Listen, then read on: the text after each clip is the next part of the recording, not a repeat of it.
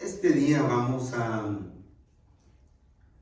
estudiar el tema titulado Una vida de confianza en Dios, basado en dos pasajes donde interactúan dos de los discípulos con Jesús, en el diálogo con Jesús. El primer pasaje son los últimos versículos del capítulo 13 de Juan, o sea, Juan 13, 36 al 38, y luego 14, 1 a 6. Repito, Juan capítulo 13, 36 a 38 y 14 del 1 al 6. Este pasaje lee de la siguiente manera. Le dijo Simón Pedro: Señor, ¿a dónde vas? Jesús le respondió: a donde yo voy, no me puedes seguir ahora, mas me seguirás después. Le dijo Pedro: Señor, ¿por qué no te puedo seguir ahora? Mi vida pondré por ti. Jesús le respondió: ¿tu vida pondrás por mí? De cierto te digo, no cantará el gallo sin que me hayas negado 3 veces. No se turbe vuestro corazón. ¿Creéis en Dios?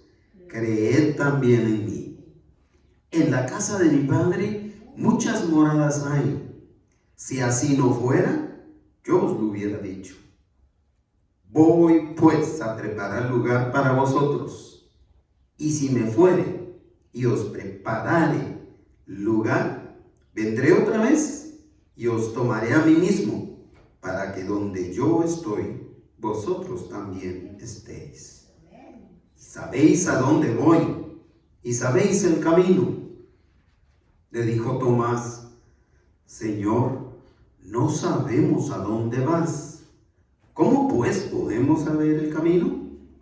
Jesús le dijo: yo soy el camino y la verdad y la vida. Nadie viene al Padre sino por mí. Leamos juntos el versículo 6. Jesús le dijo: yo soy el camino y la verdad y la vida. Nadie viene al Padre sino por mí. Una vida de confianza. Al reflexionar en este tema el día de hoy, estaremos enfocándonos en que la conexión con Dios requiere de una vida de confianza total en Cristo Jesús. ¿Por qué? Porque Él es el camino, Él es la verdad, Él es la vida. Y de acuerdo a esta declaración con triple verdad, yo me atrevo a decir que la crisis más grande por la que atraviesa el ser humano de hoy día no es la crisis de salud que nos ha dejado esta pandemia. Créanme, aunque la pandemia nos dejó en crisis, la crisis más grande por la que atraviesa el ser humano no es esa.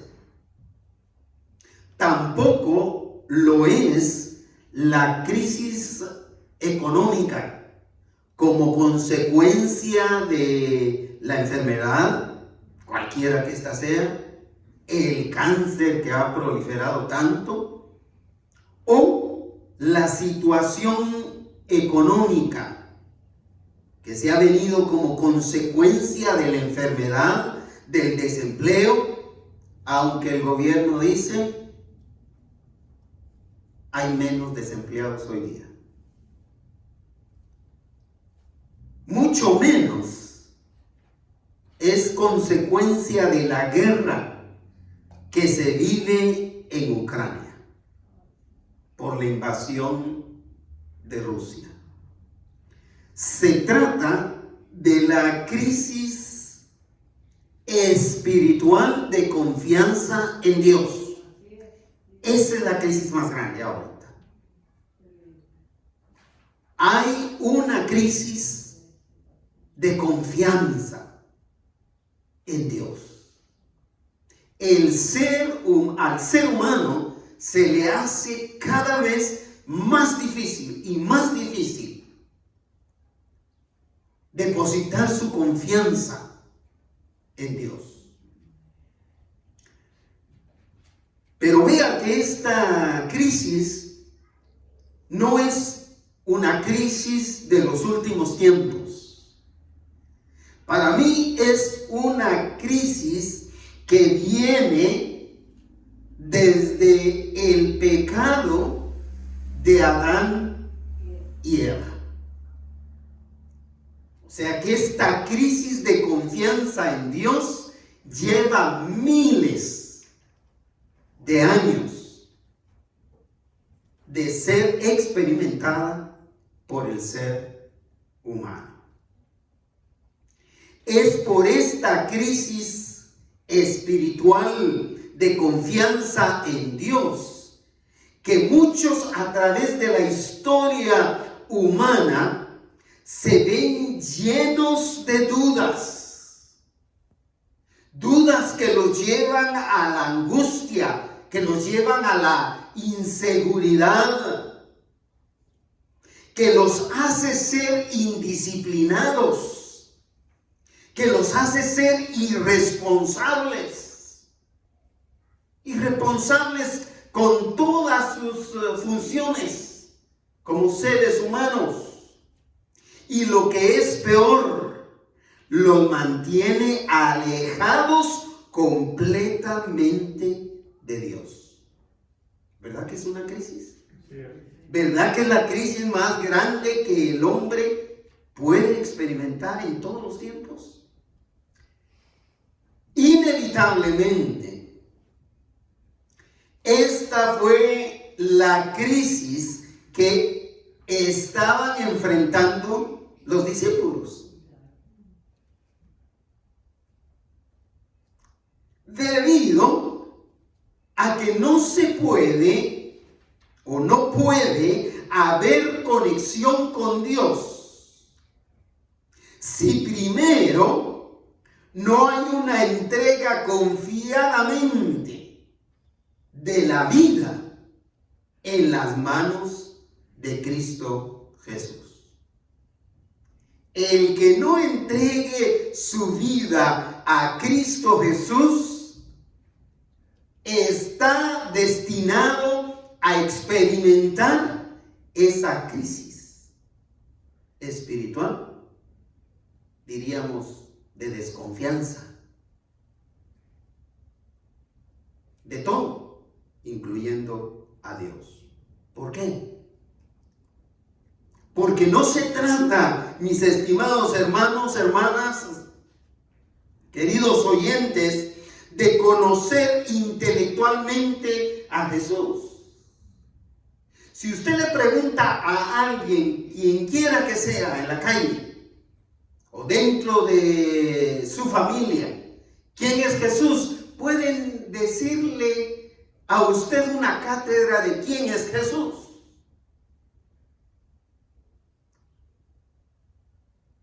Pero no se trata de conocer, de saber intelectualmente, o sea, con la mente, quién es Jesús.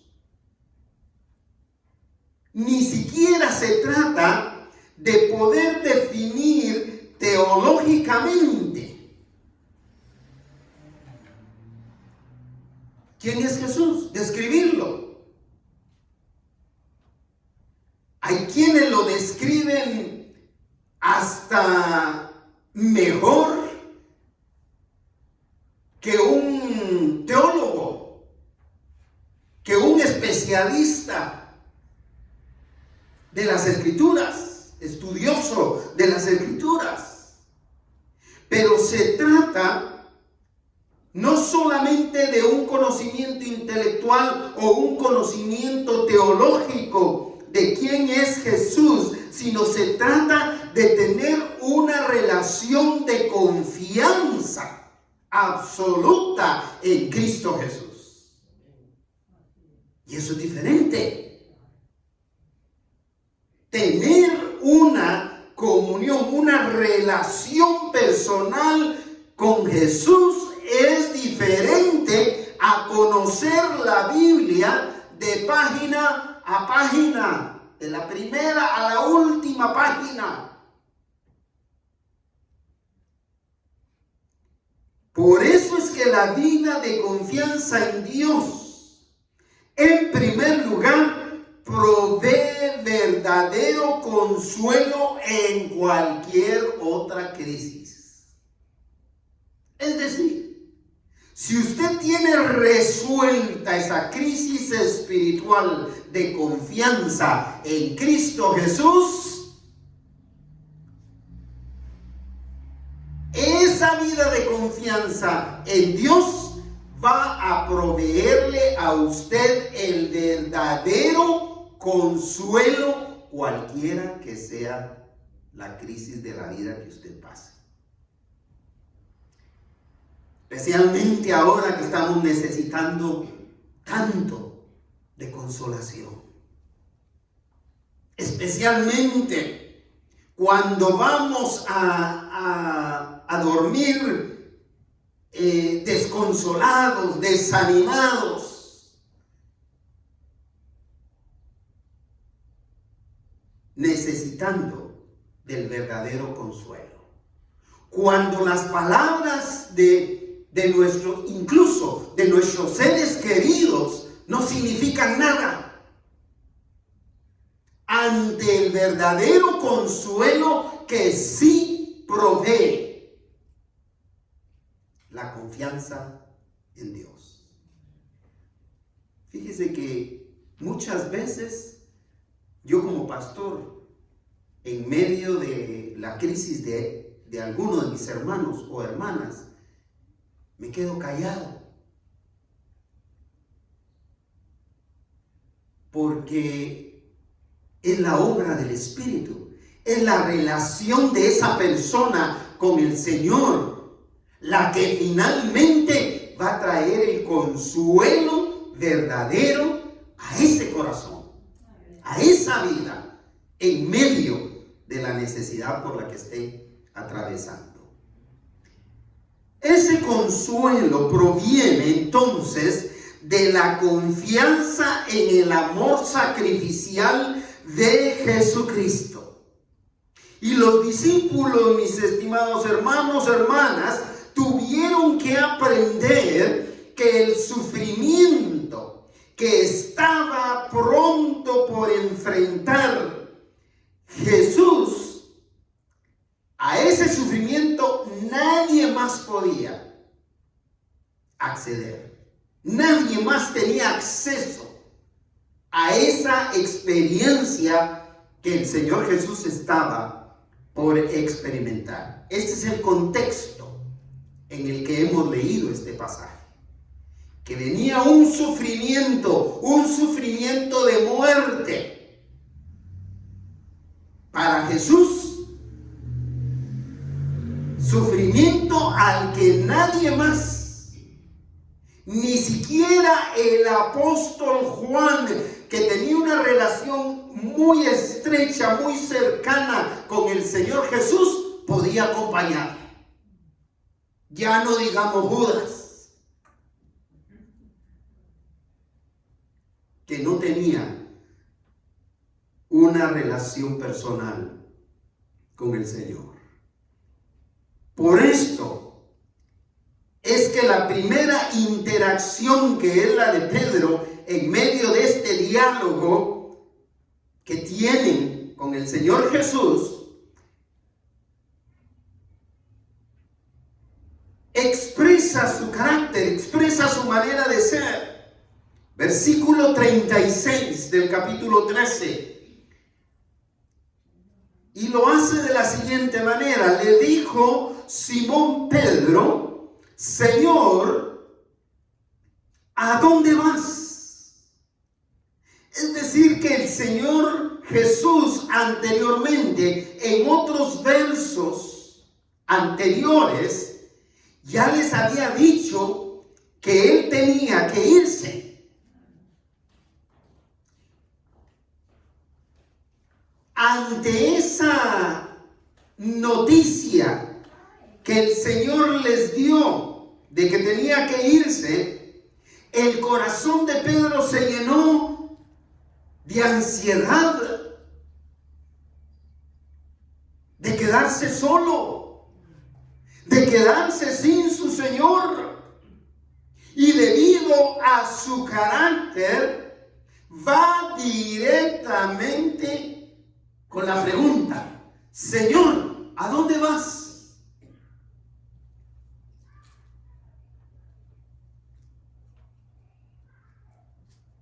Yo creo que a los únicos que yo escuchaba decir ¿a dónde vas? Era mi papá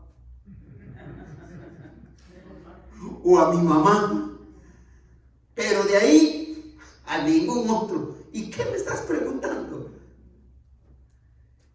Pero Pedro estaba tan desconsolado, tan desanimado, que va directamente a decirle: Señor, ¿a dónde vas?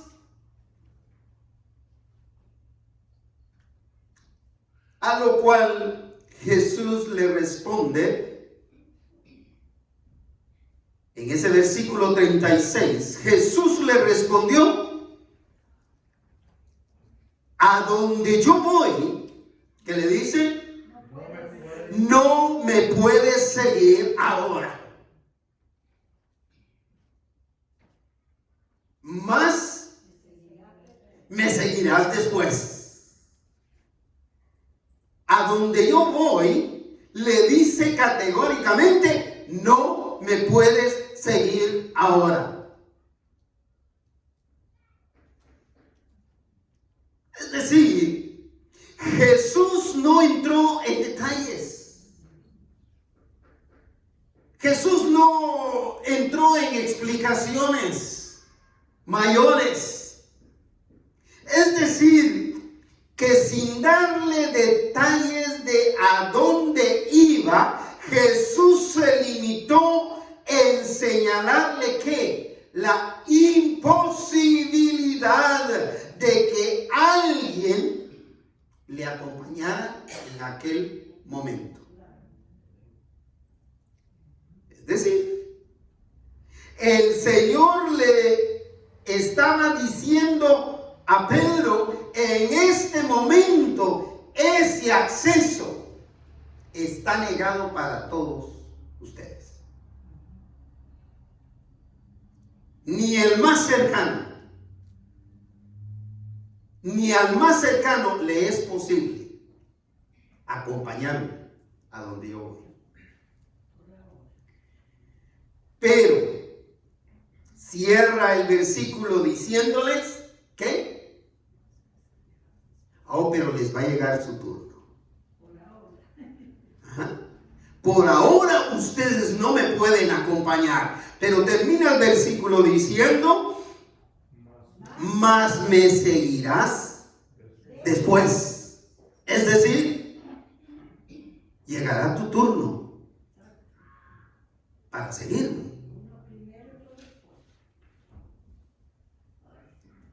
En este momento no, pero llegará su turno. Y llegó el turno de Pedro, como llegó el turno de Pablo, como llegó el turno de todos los demás discípulos y de todos los demás seguidores de Cristo Jesús. Pero era necesario que en aquel momento él fuera solo a esa experiencia que venía. Así que quien confía su vida en manos de Dios recibirá su consuelo. Gloria sea a Dios. Hay una marcada diferencia en medio de la crisis entre los que confían en Dios y los que no lo hacen. Tenemos la seguridad de que el que ha confiado su vida en las manos del Señor ha resuelto esa crisis espiritual de confianza. Y por lo consiguiente, cualquier otra crisis que le llegue, de igual manera va a recibir el consuelo de Dios, porque tiene resuelta la crisis más grande que puede experimentar un ser humano, porque confía en Dios.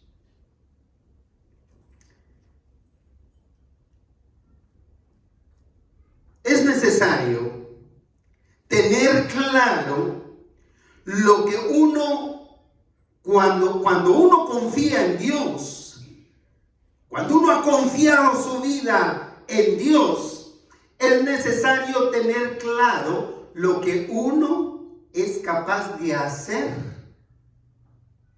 o lo que no es capaz de hacer por sí mismo.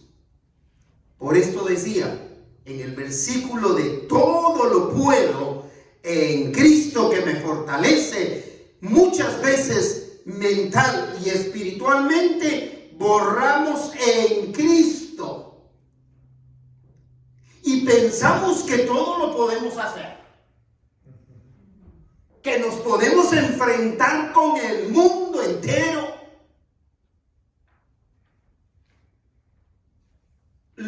Agarramos expectativas tan altas acerca de lo que nosotros podemos hacer. Nos vamos tan alto que cuando caemos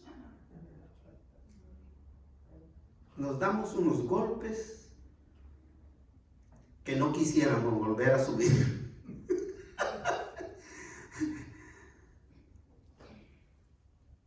Y Pedro no tenía claro lo que era capaz de hacer y lo que no era capaz de hacer. Vea el versículo 37, continúa el diálogo. Le dijo Pedro: Señor, ¿por qué no te puedo seguir ahora? Está bien, hasta ahí la pregunta. Pero vea cómo complementa, fuera de la pregunta, cómo complementa. ¿Con qué afirmación lo complementa? ¿Qué dice el versículo? Mi vida daré por ti. ¿Por qué no te puedo seguir? Si mi vida puedo poner por ti. Pedro no se imaginaba, ni siquiera relacionó en su mente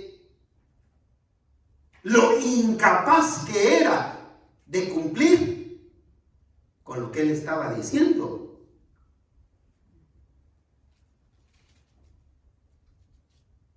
Así que aparte de incrédulo, que no creyó lo que el Señor le estaba diciendo, el Señor le dijo: en este momento no me puedes seguir, punto. Pero aparte de ser incrédulo, también fue preguntón.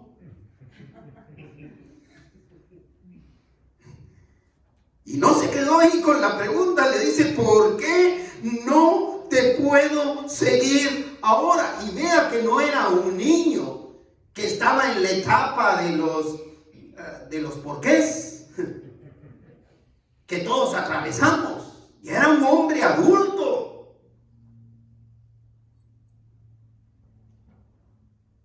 ¿Por qué no te puedo seguir? Mi vida pondré por ti.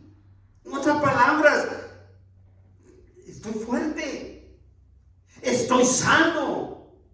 Era lo que él estaba diciendo.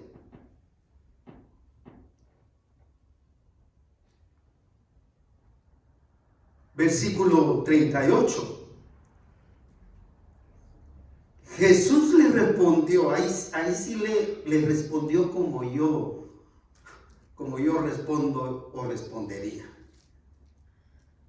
¿Tu vida darás por mí? ¿Ah?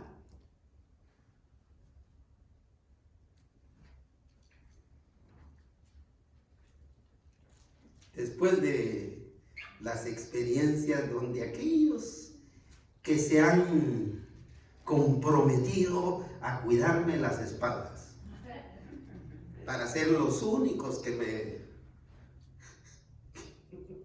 me van a matar.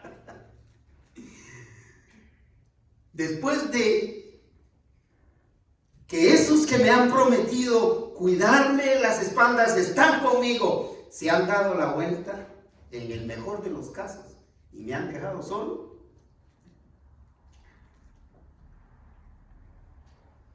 yo quisiera decir, cuando alguien me dice, pastor, yo le voy a cuidar las espaldas, decirle, ¿usted me va a cuidar las espaldas? ¿Sí? Es lo que Jesús le estaba diciendo. ¿Tu vida vas a dar por mí?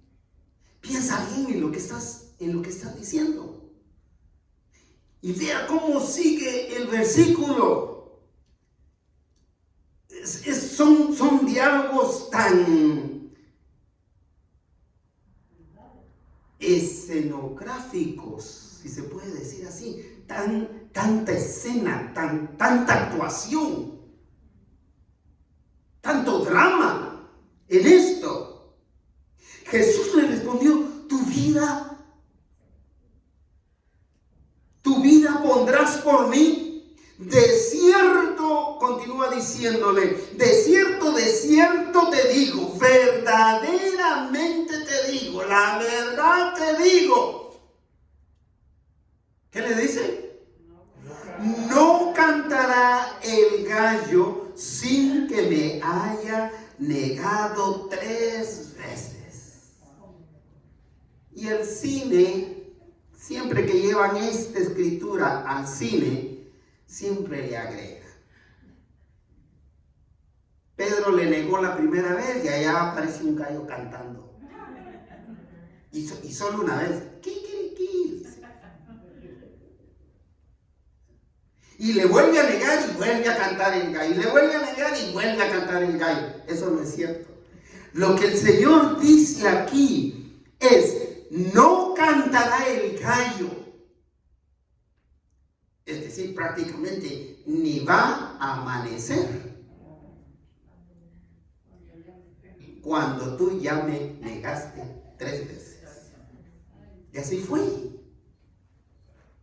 No cantará el gallo sin que me hayas negado 3 veces. Jesús, en el uso de su omnisciencia, es decir, en el uso de su conocimiento de todo, un conocimiento de lo pasado, del presente, de lo porvenir, un Señor, un Dios que lo conoce todo, un Jesús que lo sabe todo porque es Dios.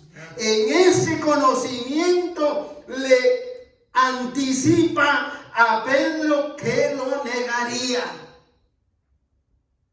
Y como dice el dicho, o mi papá y mi mamá, todos los dichos que yo sé, casi todos, se los oí a ellos. Dicho y hecho. Así sucedió. Tal como el Señor Jesús le dijo que sucedería.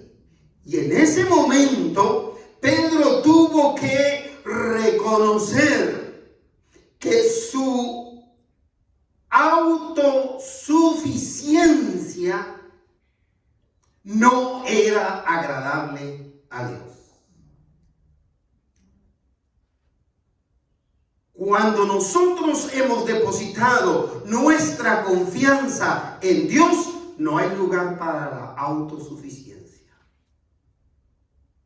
debemos depender totalmente del Señor. Eso significa confianza. La dependencia total del Señor. Para que el verdadero consuelo entonces llegue justo en el momento que llega también la crisis.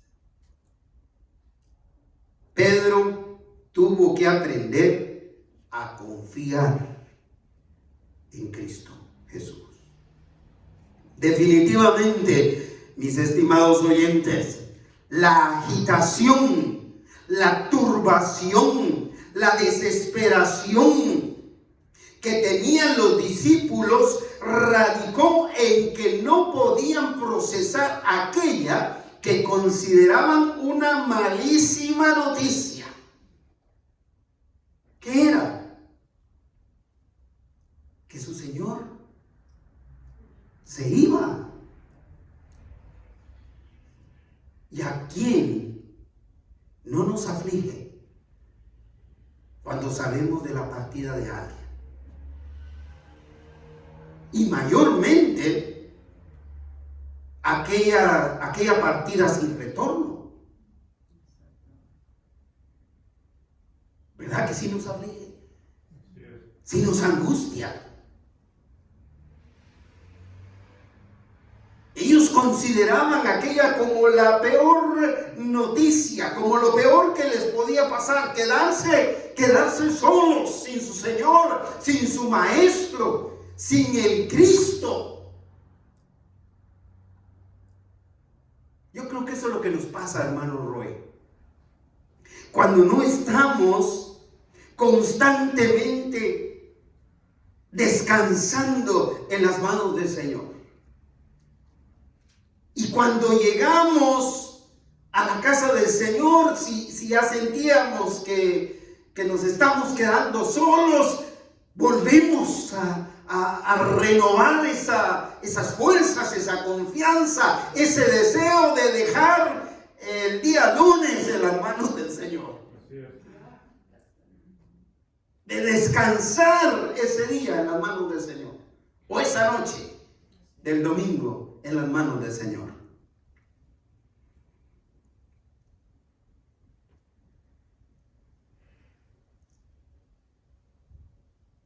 Así que ante la desesperación que manifestaban los discípulos, el Señor les anima, los inspira con estas que han sido palabras que han trascendido por más de 2000 años. Capítulo 14, versículo 1. Léalo en voz alta conmigo. No se turbe vuestro corazón. Creéis en Dios, creed también en mí. No se turbe tu corazón, José. Si crees en Dios, cree también en Jesús. Hay que creer en Jesucristo. Hay que creer en el Señor Jesús. Es importante. No podemos creer en Dios y descartar nuestra fe en Jesús. Es imposible. No podemos decir que creemos en Dios, pero rechazar al Señor Jesucristo, al Señor Jesús de nuestra vida.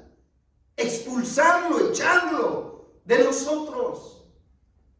No hay congruencia en esa acción. Definitivamente.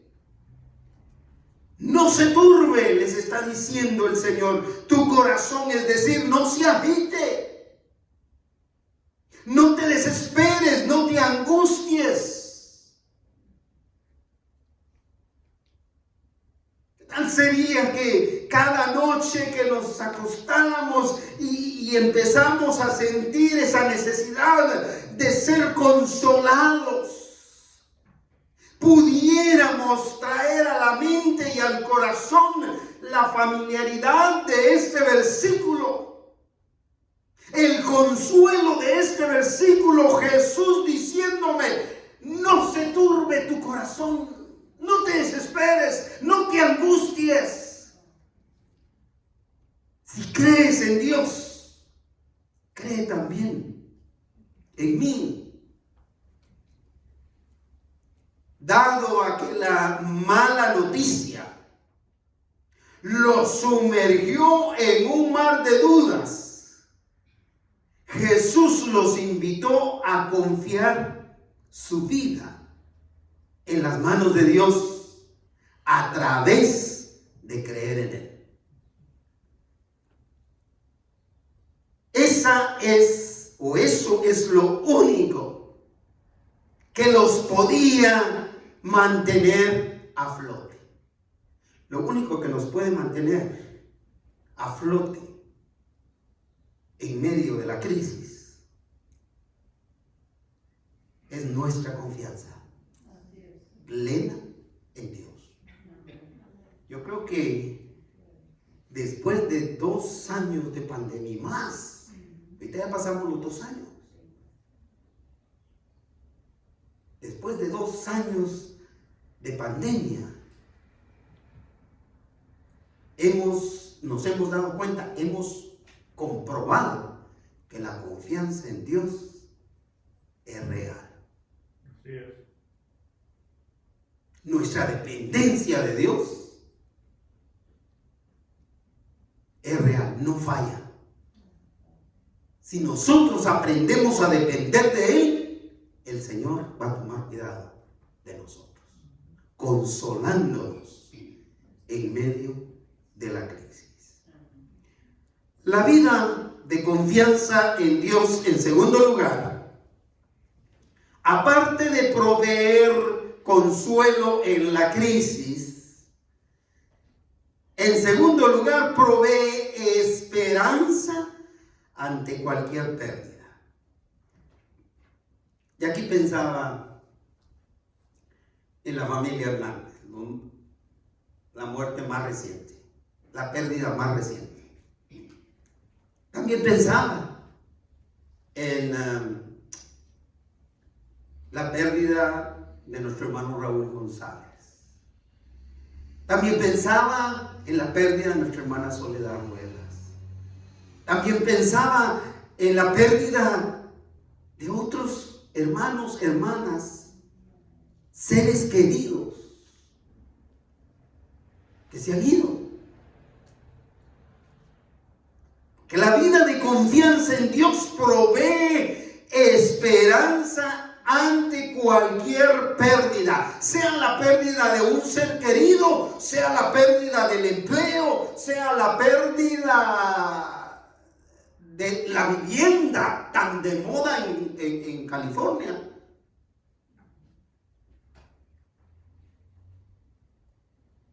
Porque a diferencia, mis amados hermanos, y a mí me encanta hablar de los políticos. ¿Y sabe por qué me encanta? Porque no lo soy. Pero a diferencia de los políticos de todo el mundo, y de los políticos de nuestros países y todos incluidos, a diferencia de las promesas de ellos, las promesas de Dios sí dan esperanza segura. Amén. Las promesas de Dios sí dan esperanza segura, esperanza que se cumple.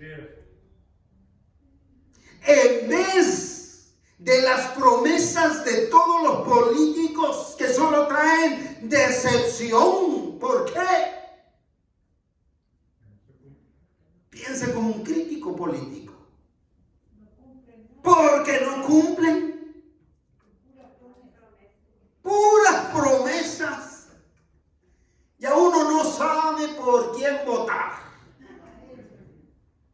Porque si cumple una de las 100 promesas es mucho. Esa base de promesas que llegan, pero no permanecen por falta de hechos, de cumplimiento de esas promesas. Las promesas de los políticos traen decepción, traen violencia, y lo que es cierto es que todas las promesas que sí cumplen son de alivio temporal. ¿Sabe por qué? Porque llega uno y pone su programa que prometió en campaña, su programa de salud en vigencia. ¡Pum! Ya cumplió su promesa. Pero llega otro y con una orden ejecutiva la quita para, en el mejor de los casos, poner en marcha su promesa de salud. En el mejor de los casos. Porque en el peor de los casos es que solo quita esa función y ya no pone absolutamente nada. Así que todas las promesas de los políticos son de alivio temporal. Pero la esperanza ante cualquier pérdida que el Señor nos da, se cumple en sus promesas. El versículo 2 continúa diciendo esto. Después de que les dice, no se turbe su corazón, si creen en Dios, también crean en mí, les hace una promesa. En la casa de mi Padre muchas moradas hay. El término morada fue utilizado en vez de casa, en vez de residencia, aunque se puede usar residencia, es un término más cercano a morada, pero se refiere morada, en este contexto se refiere a una habitación permanente, una residencia permanente. Cuando se está escribiendo este verso, había dos clases de moradas, pero al final ambas eran temporales. Una era para los viajeros que estaban de paso. Tenían dinero y entonces compraban una propiedad donde pasaban descansando. A estas también se les llamaba, o se les llama hoy, hoteles, lugares de paso.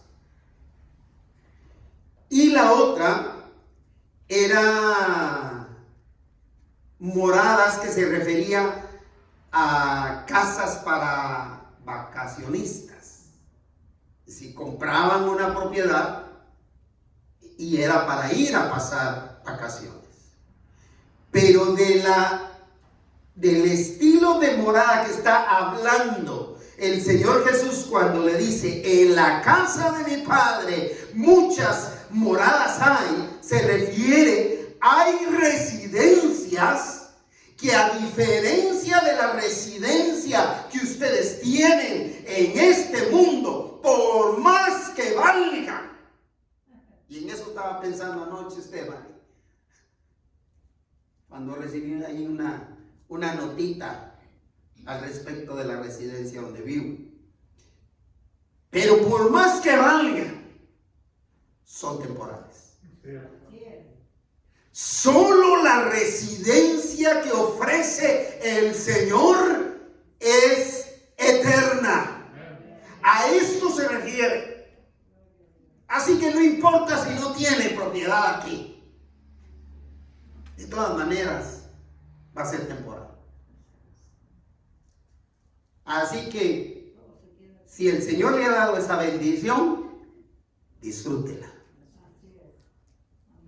Disfrútela, agradeciéndole al Señor y poniéndola al servicio y a la bendición de otros. Asegúrese que le queda a sus seres queridos de perdida tanto año de trabajo. ¿No es cierto?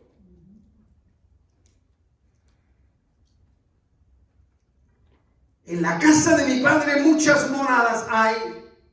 Si así no fuera, ¿qué continúa diciendo el verso? Yo os lo hubiera dicho. Si así no fuera, yo os lo hubiera dicho. Es decir, en otras palabras, yo no tengo necesidad de mentirles. Jesús no tenía necesidad de mentirnos. Jesús no tenía la necesidad de los políticos. Ellos mienten porque ellos necesitan de su voto. Ellos mienten porque sin su voto ellos no cumplen sus metas, sus propósitos, sus fines. Muchos de ellos egoístas. Pero en el caso del Señor no tenía necesidad de dar promesas falsas. Por eso dice claramente, si así no fuera, yo os lo hubiera dicho. Y el complemento de este verso lo cierra tan claramente con una garantía, con su sello, con su firma, diciendo que voy pues a preparar lugar para vosotros. Hay un lugar preparado para usted, hermano Roy. Hay un lugar preparado para usted, hermana Araceli. Hay un lugar preparado para usted, para cada uno de ustedes que han depositado su vida en las manos de Dios con toda confianza. Jesús preparó un lugar permanente, acogedor y eterno para los que creen en Él.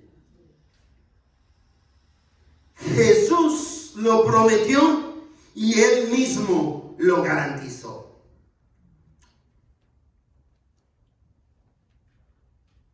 Ya ha habido varias personas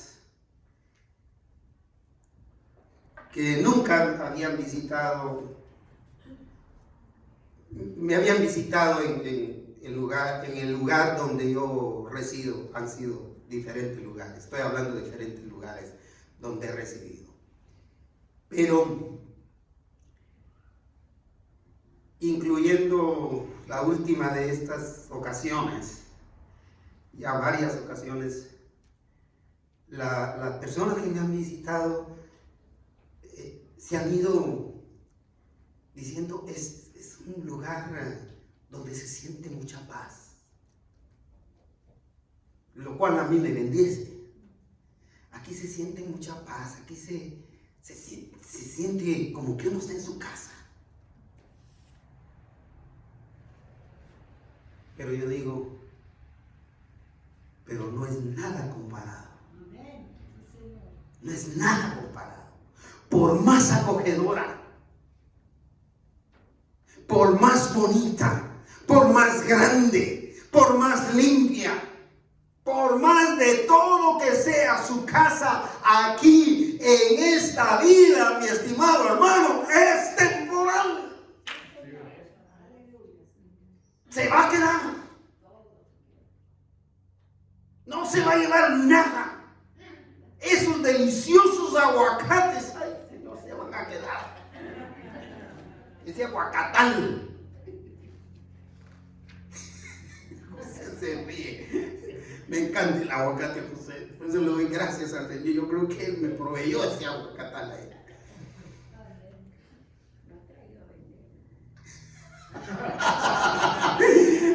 todavía no viene la cosecha, ya viene, espérenme. Así que Jesús, para darles a sus discípulos esperanza, les explicó amablemente la razón que tenía para dejarlos solos por un poco de tiempo. Versículo 3, en su primera parte les dice: y si me fuere y os prepararé lugar. Es decir, la única manera de preparar un lugar permanente para los que confían en Dios fue a través de la muerte, la resurrección, el retorno de Jesús al Padre y el cumplimiento de regresar por nosotros, por los que confiamos en Él, para estar con Él. Esa era la única manera. Y a eso era lo que no tenían acceso. Ni tenemos nosotros acceso para acompañar a Jesús a la muerte, a la resurrección, al retorno con su Padre. Así que enseguida que el Señor termina de garantizarles de que se va a ir para preparar ese lugar, les dijo las expresiones más alentadoras que llenan el corazón de los discípulos ante aquella eminente pérdida que se les aproxima, que es la ausencia temporal del Señor Jesús. Estas son las expresiones. El versículo 3 en su segunda parte. ¿Cuál es esa primera expresión? Tiene 3 palabras. Vendré otra vez. Cuando usted se esté sintiendo solo, desesperanzado, recuerde la primera de estas expresiones, hermana María: vendré otra vez. El Señor Jesús vendrá otra vez. Segunda expresión, todavía más: y os tomaré a mí mismo. Es decir, serán parte de mí, vendrán conmigo. Qué lindo eso, ¿ah? Y los tomaré, vendrán conmigo, serán parte de mí. Y os tomaré a mí mismo. Y cierra esta expresión alentadora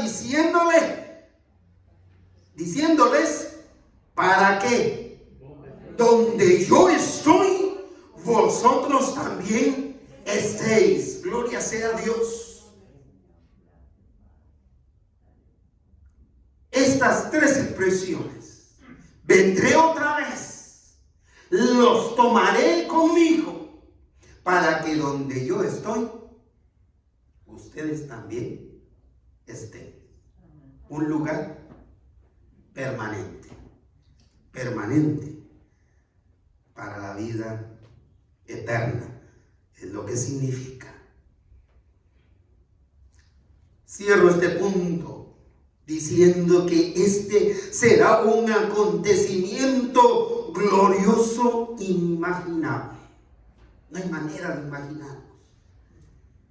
Vendrá otra vez y nos tomará y viviremos con Él eternamente. No nos podemos imaginar. Ese será un acontecimiento glorioso. Y la esperanza que trajo a ausencia temporal del Señor Jesús sostuvo a los discípulos y nos sostiene a nosotros en medio de la crisis, en medio de la pérdida de tanto ser querido. El Señor nos llena de esperanza ante cualquier pérdida, incluso en la pérdida de un ser querido como el hermano Raúl González. Pensaba la hermana Evelyn, que falleció en febrero 17, sola,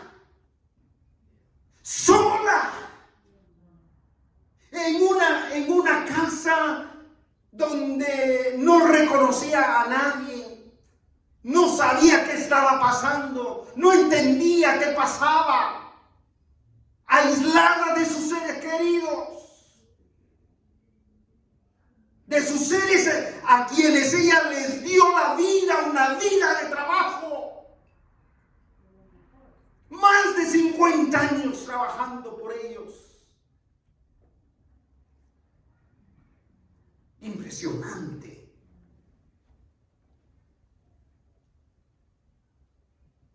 Pero este acontecimiento es el que nos llena de esperanza ante esas pérdidas. Porque las promesas del Señor se cumplen. Así que, en tercero y último lugar, la vida de confianza en Dios provee dirección a nuestro peregrinaje. Es decir, a la vida que vivimos temporalmente aquí. No nos dejó sin dirección. Nos dejó dirección. ¿Y sabe dónde está? Aquí. La única dirección segura que puede guiar al ser humano en el peregrinaje en esta vida para llegar a la vida eterna se encuentra en la palabra de Dios, en quien podemos confiar. El versículo 4, el Señor les dice esto.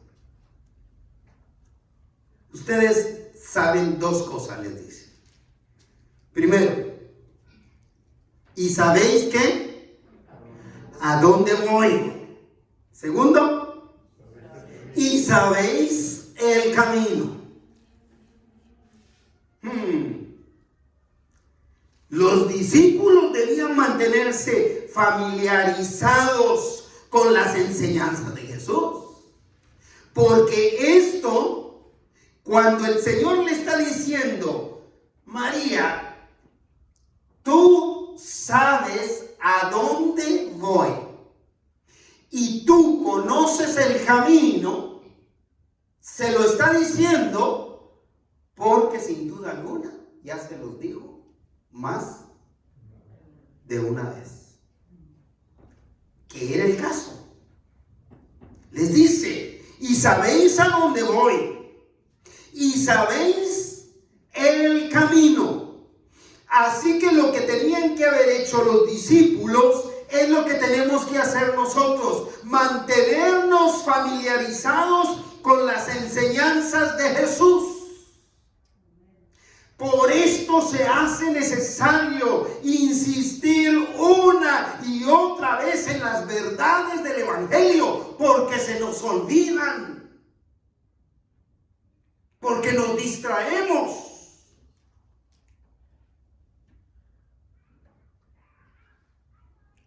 Él ya les había dicho a dónde iba y cuál era el camino. Hay un pasaje en Juan capítulo 7, versículo 31, le dice, y muchos de la multitud creyeron en él y decían, el Cristo, el Mesías, el Señor. Cuando Él venga, hará mucho más señales que las que hacen ahora.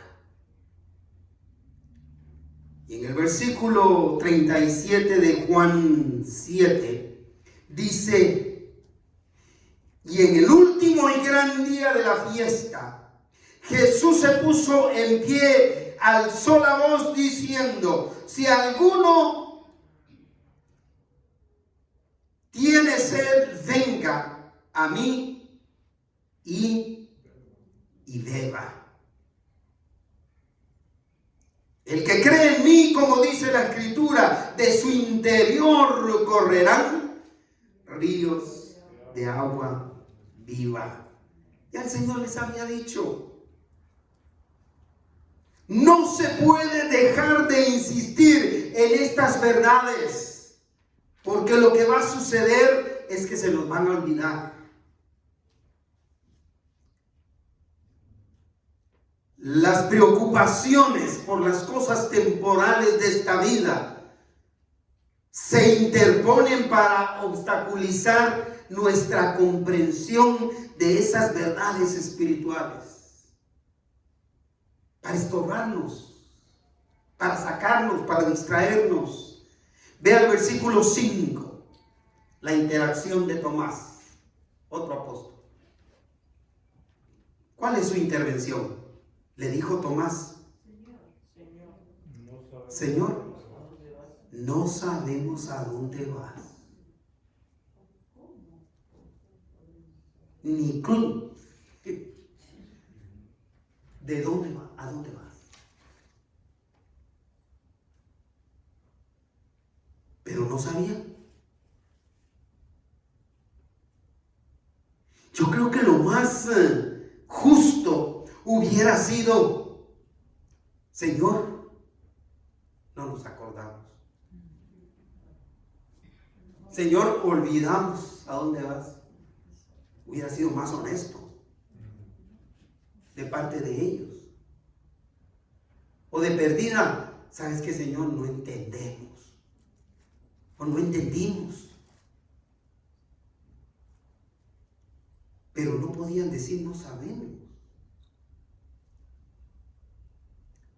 Y complementan: si no sabemos a dónde vas, ¿qué más? ¿Cómo pues podemos saber el camino?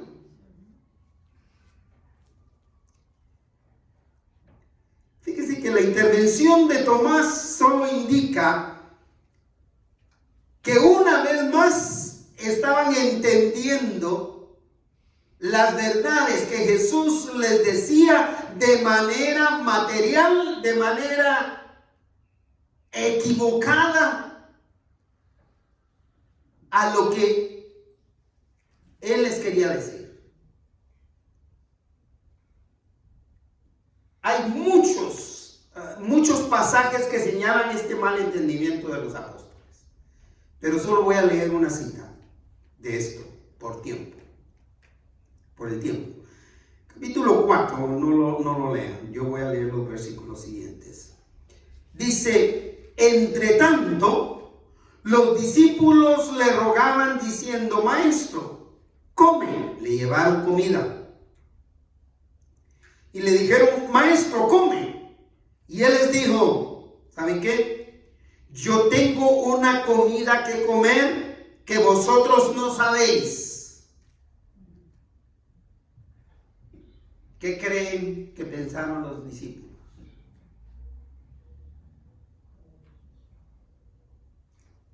Vean lo que entendieron los discípulos. Entonces, los discípulos se decían unos a otros: ¿le habrán traído algo de comer?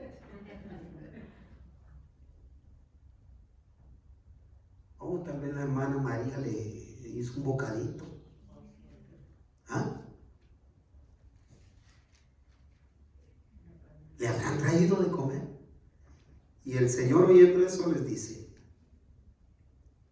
Jesús les dijo entonces: mi comida es que yo haga la voluntad del que me envió y acabe su obra.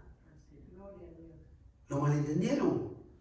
Y no, dependiendo de esto y de estos otros pasajes que no voy a leer, yo casi podría garantizar que cuando Tomás dice, ¿cómo podemos saber el camino?, estaba pensando en un camino literalmente.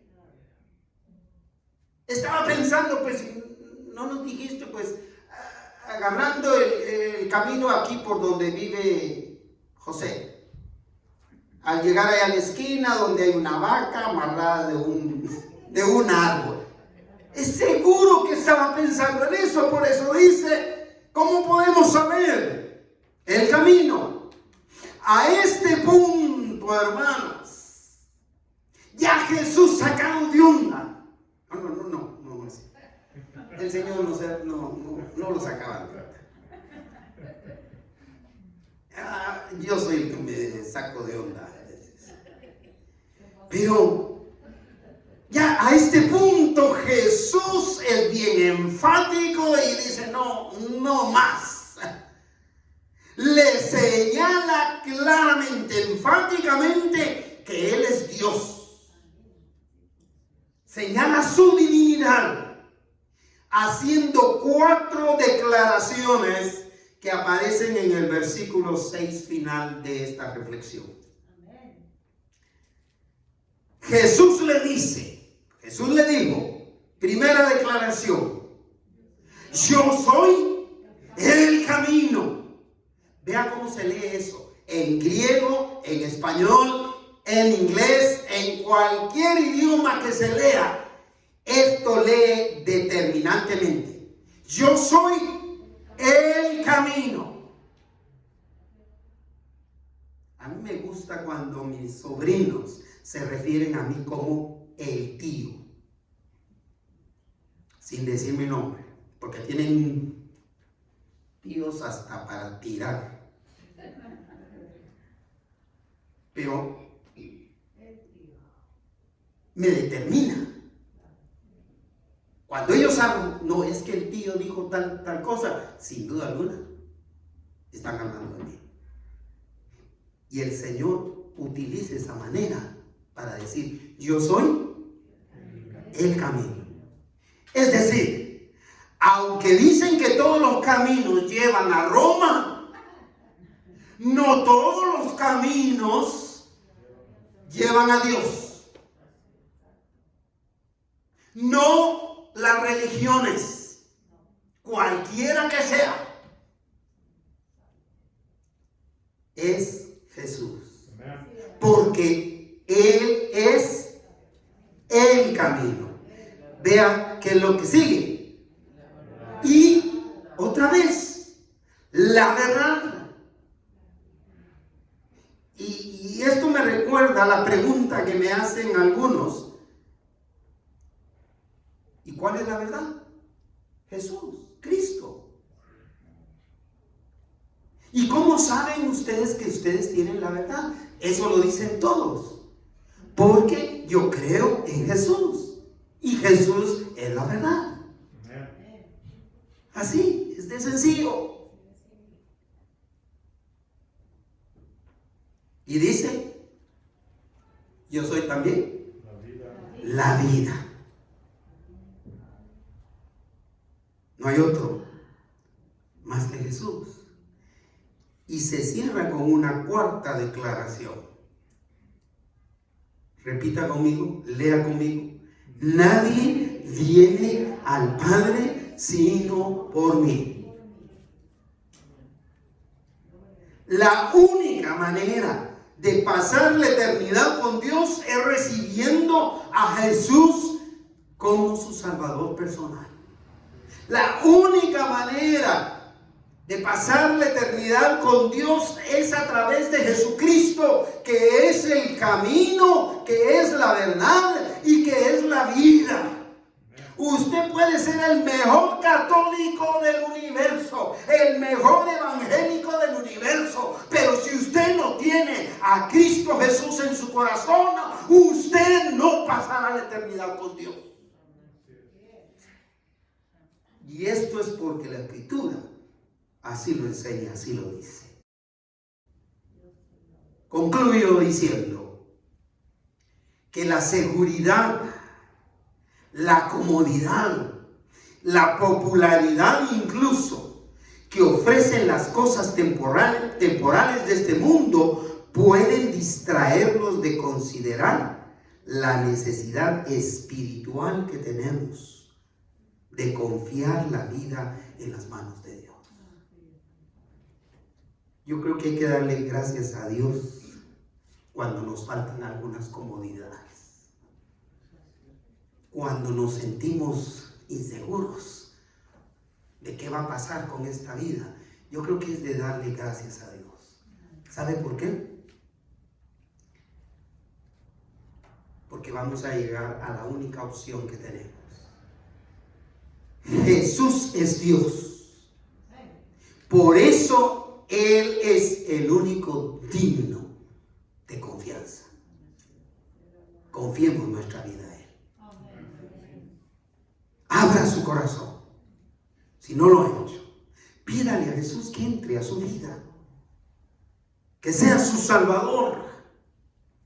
Acepte que es pecador, pecadora, pídale perdón por esos pecados. De esta manera usted podrá experimentar salvación y vida eterna, en una residencia eterna con Dios.